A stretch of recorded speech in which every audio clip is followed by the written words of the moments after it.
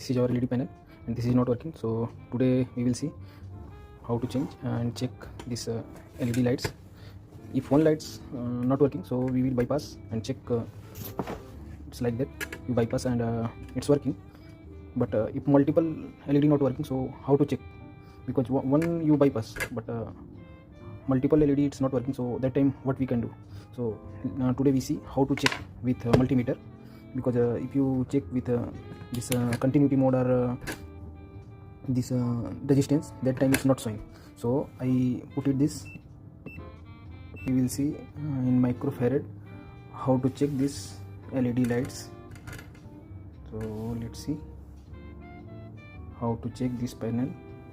I open this panel. After that you will see, you set this probe plus and minus, and you check one by one. This one okay, this is okay, it will be also okay.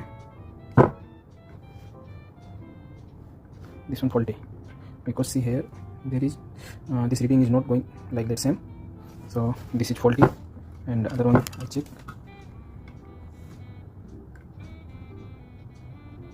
this is okay, this one also okay, this is also okay, okay, okay,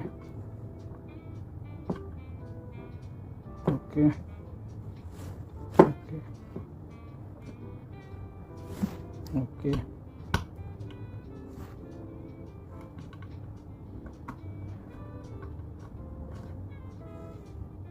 This one may be faulty because it's not showing reading. This reading is too low. Okay, let's see how much LED faulty. This is okay, this one also faulty, this one also faulty, this is okay, okay, okay, okay, okay, this one also faulty before bypass anyone. And this last one also okay. Maybe this and this two and this one. This is 4 LED, it's not working, so now I replace.